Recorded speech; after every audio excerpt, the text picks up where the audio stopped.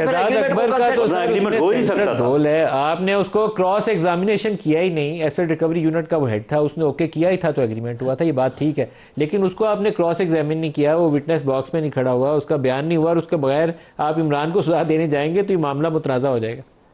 नहीं, वो तो मुल्ज़म है ना, वो नहीं तो या तो देखिए एक और बात है, कैबिनेट के डिसीजन को दूसरी कैबिनेट डिसीजन या तो ओवरटर्न करे, नहीं किया। कैबिनेट डिसीजन ओवरटर्न नहीं होती तो कैबिनेट डिसीजन कोई भी गवर्नमेंट हो, that remains the cabinet decision. आपने डिसीजन है ही नहीं, मैंने हर प्रोग्राम में कहा कैबिनेट डिसीजन है ही नहीं। मिनट्स बनते, सुने, मिनट्स बने थ्रू सर्कुलेशन के डिसीजन से पहले शहजाद अकबर ने वहां पे कंसेंट दी, वो मिनट्स अगली दफा कंफर्म होते हैं। That was criminal. देखिए आप उस बुनियाद के ऊपर एनसीए के साथ एग्रीमेंट हुआ, दैट वाज क्रिमिनल। जब वो राणा साहब वो लिफाफा ले रहा गया था, ये लिफाफा जो है वो देखिए उसमें जो तहरीर है वो बड़ी मोमल सी है। दरअसल हुआ ये कि इन्होंने सारा कुछ कर पहले लिया था, बाद में फिर इनको किसी ने समझाया होगा कि जी आप इसको कैबिनेट के थ्रू से गुजार दें तो कल को आपको जो है वो इसमें पूछा नहीं जाएगा, या आपको इसमें जो है वो डिफेंस जो है वो इस तरह से हासिल होगा। मामला ये है कि तो पहले शहजाद अकबर ने on behalf of Pakistan government वहाँ पे कंसेंट दी, उस कंसेंट की बुनियाद के ऊपर एनसीए के साथ एग्रीमेंट हुआ, और उसके बाद इन्होंने कैबिनेट के साथ जो है वो बिल्कुल एक आप समझ लें कि कैबिनेट को बाईपास करने, चक्कर देने वाली बात है। कैबिनेट का कोई ऐसा डिसीजन नहीं है, कोई ऐसा डिसीजन नहीं है कि जी आप जाएं और जाके वहाँ पे अपना क्लेम ख़त्म करके गवर्नमेंट के पैसे, सरकारी ख़जाने के पैसे जो है कन्वर्ट कर दें उधर उसके ज़ाती अकाउंट में। कोई ऐसा डिसीजन नहीं है। ब्रेक करीब आ गया जी, ब्रेक रहिएगा। प्रोग्राम में दोबारा खुशामदीद कहते हैं। इस वक्त पूरे पंजाब की सूरत हाल ये है कि आप आसानी के साथ सांस नहीं ले सकते। यूनिसेफ ने एक रिपोर्ट जारी की है जिनके मुताबिक 11 मिलियन जो बच्चे हैं पंजाब में, उनकी सेहत को, उनकी जान को ख़तरा है, क्योंकि स्मॉग लेवल इतना ज़्यादा है कि जब वो इनहेल करते हैं तो उससे उनको सांस लेने में दुश्वारी होती है, उनको आँखों में प्रॉब्लम होती है। तो ये वाला मसला हल करने के लिए हम पिछले कई सालों से कहानियाँ सुनते हैं कि वो क्रॉप बर्निंग होती है बॉर्डर के उस पार और हमारी सूरत हाल ख़राब हो जाती है। अब मैंने बहुत से लोगों से जो एक्सपर्ट्स हैं उनसे राय ली, तो उनका ख्याल ये है कि ये जो हमारी व्हीकल एमिशन है, जो गाड़ियों से धुआं निकलता है, जो हमारा ये चिंगची रिक्शा चलता है, ये जो क्रॉप बर्निंग सिर्फ ना सिर्फ बॉर्डर के पास बल्कि इस पार भी जो होती है, फिर ये जो चिमनियों से धुआं निकलता है फैक्ट्रियों की, जब तक हम ये कम्प्रीहेंसिवली इसको एड्रेस नहीं करेंगे तो हम इसको ठीक नहीं कर सकते।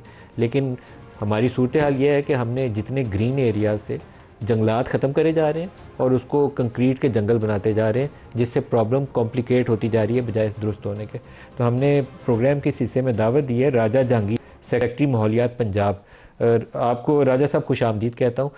आपके पास एक कम्प्रीहेंसिव प्लान है कि हमने 2, 3 साल, 5 साल, 7 साल में इस इशू को एड्रेस कैसे करना है? क्योंकि जिस लेवल पे अब ये 1000 से ऊपर चले जाता है आपका वो जो वो स्मॉग इंडेक्स सुबह के वक्त आप जारी करते हैं, तो ये तो लोगों के लिए ज़िंदा रहने के लिए बड़ी मुश्किल है। जी मनसा, सबसे पहले तो प्लीज एक्सेप्ट माय कॉम्प्लीमेंट, आपने बड़ा ज़बरदस्त इंट्रो दिया। ये बेसिकली 5 चीज़ें हैं जैसे आपने गिनवा दी, आपके नाज़रीन को रिपीट कर, even at the cost of reputation. एक ऑफकोर्स ट्रांसपोर्ट है, जो रेगुलर ट्रैफिक है, इसकी स्मोक कमीशन है। आपने सही फरमाया कि स्टबल बर्निंग है जो फैक्ट्रियों की वाकयात चलाते हैं। नंबर 3 इंडस्ट्रियल कमीशन है जो धुआं फैक्ट्री से निकलता है, ब्रिक किल्स का है। और चौथा है फ्यूजिटिव डस्ट, जो कंस्ट्रक्शन साइट से, चाहे वो सड़क बन गई है, चाहे घर बन गए, चाहे प्लाजा बन गए, उसकी जो डस्ट है वो भी हवा में जाती है। और अगली बात आपने बड़ी इंपॉर्टेंट की, ट्रांस बॉर्डर या क्रॉस बॉर्डर जो हमारी कई सालों से आप सही फरमा रहे थे कि काम सुनने में आ रहा है, तो इसमें मैं अर्ज करता चलूँ कि अपने पंजाब, पाकिस्तान के पंजाब में इस साल 66 लाख एकड़ रकबे पे चावल काश्त हुआ, जो पिछले साल से 10% जायद है। और मेरा कंसर्न, पाकिस्तान की अच्छी न्यूज़ है ये माशाल्लाह कि 10% ज्यादा काश्त हुई, हमें ज्यादा फॉरेन एक्सचेंज मिलेगा क्योंकि एक्सपोर्ट भी हो रहा है। मेरा कंसर्न ये था कि इस साल 10% ज्यादा ये बर्न भी होगा, क्योंकि हमारा काश्तकार और इंडियन काश्तकार का क्रॉपिंग पैटर्न सेम है, एग्री प्रैक्टिस सेम है, हमारा माइंडसेट सेम है। और जब एक ही तरह के टाइम में दोनों तरफ के क्रॉप बर्निंग होती है तो यकीन करें कि इसमें आपको शायद इससे गवर्नमेंट की क्रेडिबिलिटी का इशू होता है। हम इंटरनेशनल जो नासा की वेबसाइट्स हैं, जो इंटरनेशनल वेदर वेबसाइट्स हैं, हम उनको कोट करें, क्योंकि पाकिस्तान के पास अपना कोई ऐसा निज़ाम नहीं है कि जो हम उसको कोट करें, या गवर्नमेंट के पास ऐसी कोई वेबसाइट नहीं एक्सेप्ट फार्को की जो हमारी मेट डिपार्टमेंट की है, लेकिन मैं उसको कोट नहीं कर रहा। अगेन मैं रेफर कर रहा हूँ जो नासा की और जो इंटरनेशनल वेबसाइट हैं, और मैं नाम भी ले सकता हूँ लेकिन मुनासिब नहीं होगा शायद, उसमें आप क्लियरली देख सकते हैं कि दोनों साइडों पे आग बराबर की लगी हुई है। इंडियन साइड से थोड़ा ज्यादा है क्योंकि उनके पास एरिया ज्यादा है, और हमारा काश्तकार जो है वो भी कम नहीं है। अब नजीम भाई, इसमें दूसरी चीज जो वहां से इफेक्ट कैसे आता है उसको थोड़ा सा डिस्कस किया जा रहा है। जो पिछले 15 दिन से हमने उसका जो ईस्टर्न विंड कॉरिडोर का जो मॉडल हमने देखा बनाया बल्कि खुद से, उसमें जो विंड की स्पीड है वो 4 किलोमीटर पर आवर से लेके 12 किलोमीटर पर आवर तक उसकी स्पीड है। और जब स्पीड 4 किलोमीटर पर आवर से ज्यादा होती है तो वो कैरी कर सकती है फ्लूटेंट जो लाहौर के ऊपर आके स्टक होते हैं जी। और ये वाइस वर्सा भी है। अब ये रिवर्स भी होती है, वेस्ट से ईस्ट भी जाती है और ईस्ट से वेस्ट भी आती है। अभी जैसे मैं आपसे बात कर रहा हूँ, आज दिन में 4 घंटों में तकरीबन 300 AQI नीचे आया, क्योंकि सिर्फ 2 से 3 घंटों में जो एयर डायरेक्शन थी वो चेंज हुई। लेकिन हैविंग सेड दैट, अब हुकूमत के इक़दाम क्या हैं वो मैं अगर आप इजाजत देंगे तो मैं अगले 2-3 मिनट में आपको सबमिट कर देता हूँ। सिर्फ ट्रबल बर्निंग की फिलहाल बात करते हैं जी। इसमें जैसे मैंने अर्ज किया कि हमारे काश्तकार जो हैं वो क्यों करते हैं, वो इसलिए करते हैं कि वो जल्दी में होते हैं। पहले एक फसल काश्त की जाती थी, अब 2-2 फसलों का प्रेशर होता है। अब उन्होंने बीज सो करनी है, उसके लिए वो इमीडिएटली जमीन तैयार करनी होती है उनको, और उसके लिए वो आसान तरीन हल है कि उसको आग लगाएं और उसके बाद उसमें अपनी हल चलाएं और फसल बो दें। हमने इनको इस साल 1000 सुपर सीडर दिया है गवर्नमेंट ऑफ पंजाब ने, चीफ मिनिस्टर ने 60% सब्सिडी पे। ये 12.5 लाख की मशीन है, 8 लाख गवर्नमेंट दे रही है और 4-4.5 लाख रुपया काश्तकार खुद देता है जी। ये श्रेड करती है उसको छोटे पीसेज में और जमीन में मिक्स कर देती है इसको, ताकि उसकी फर्टिलिटी में इजाफा हो, और बीज भी स्टोक कर देती है। ये कम है, 4000 मजीद इंशाल्लाह अगले साल में दिए जा रहे हैं। प्लस नदीम भाई, इसमें इंटरनेशनल कंपनीज ने हमें अप्रोच किया और उन्होंने इससे बायो रिफाइनरी बनाने की इंशाल्लाह इससे आने जा रहे हैं। 2 कंपनियों ने अप्रोच किया और इंशाल्लाह वो भी अगले साल में सेटअप हो जाएंगी, जिससे इससे बायो एथेनॉल बनेगा और ये जो जिसको बायो फ्यूल बन सकता है जो रेजिड्यू है। और ये जो गाड़ियों का जो धुआं है जी, जो चिंची रिक्शे का धुआं है, उसका क्या कर रहे हो आपको? तो ये 2 महीने उनको सड़कों से बंद कर देना चाहिए। नवंबर दिसंबर के महीने में 5 साल से पुरानी गाड़ियां और चिंची रिक्शा सड़कों पे नहीं होना चाहिए। ये बिल्कुल मुनासिब बात की आपने। अब मैं अगर आपको लाहौर की सिर्फ बता सकूं नदीम भाई, इसमें 5.2 मिलियन मोटर बाइक्स हैं, 52 लाख, 1.3 मिलियन गाड़ियां हैं, 3 wheeler 4 wheeler truck van bus car सबके मिलाकर मैं नंबर दे रहा हूँ आपको। लाहौर 15 मिलियन आबादी का शहर है। अब ये सारी की सारी गाड़ियां जाहिर है कोई थोड़ा धुआं दे रही है, कोई ज्यादा धुआं दे रही है। बहरहाल vehicular traffic is one of the main cause.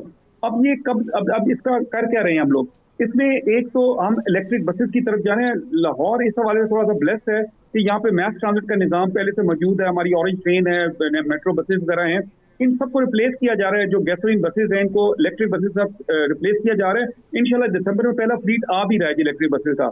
Chief minister ने 20,000 के करीब मोटर बाइक्स दी हैं स्टूडेंट्स को, जो बढ़ा के अब तादाद और आगे जा रही है।